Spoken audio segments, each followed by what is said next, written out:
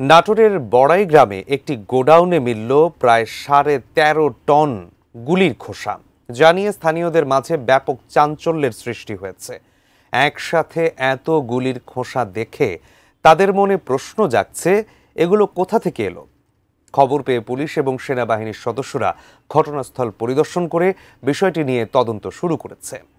নাটোর প্রতিনিধি বুরহান উদ্দিন বনির পাঠানো তথ্য এবং চিত্রে আরও বিস্তারিত থাকছে ডেস্ক রিপোর্টে।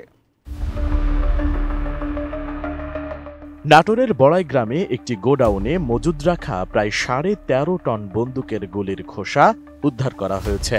উদ্ধারকৃত বিপুল পরিমাণ ওই গুলির খোসাগুলো বৈধ বলে জানিয়েছেন নাটোরের পুলিশ সুপার মোহাম্মদ তরিকুল ইসলাম।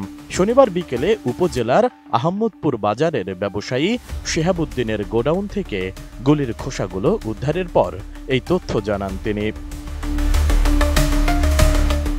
পুলিশ সুপার জানান, বাবা মায়ের দোয়া এন্টারপ্রাইজের একটি গোডাউনে বিপুল পরিমাণ গুলির খোসা দেখতে পেয়ে স্থানীয়রা পুলিশে খবর দেয়। পরে পুলিশ ঘটনাস্থলে পৌঁছে ঘটনার সত্যতা পায়।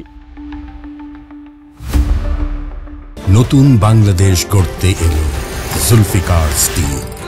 জুলফিকার স্টিল, ইস্পাত দৃঢ় অঙ্গীকার। এ সময় গোডাউনের মালিক শিহাবুদ্দিন দাবি করেন, রাজেন্দ্রপুর সেনানিবাস থেকে স্ক্র্যাব হিসেবে এক ব্যবসায়ী নিলামে গুলির খোসা ক্রয় করেন। সেখান থেকে প্রায় 13.5 টন খোসা 40 টাকা কেজি দরে বৈধভাবেই ক্রয় করেন তিনি। পরে পুলিশ ও সেনাবাহিনীর সদস্যরা সেখানে গিয়ে কাগজপত্র যাচাই বাছাই করে গুলির খোসাগুলো বৈধভাবে ক্রয় করার কথা জানান পুলিশ সুপার।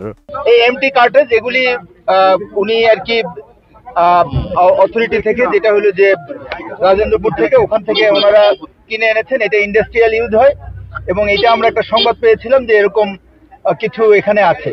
সেই সংবাদের প্রেক্ষিতে পুলিশ এখানে আসার পর আমরা স্থানীয় সেনা ক্যাম্পে খবর দেই এবং তারপরে এই সংবাদ পাওয়ার পর আমিও চলে আসার পর আমরা বিভিন্ন পর্যায়ে কথা বলেছি এবং ক্যাপ্টেন সাদমান সাহেব ছিলেন, আপনারা দেখেছেন, তিনিও একেবারে সেরা চ্যানেলে, সব চ্যানেলে কথা বলেছেন এবং এটা লেজিটিমেট ওয়েতেই এখানে এসেছে এবং খুব দ্রুত ইন্ডাস্ট্রিয়াল ইউজের জন্য এটা আবার লেজিটিমেট ওয়েতে চলে যাবে।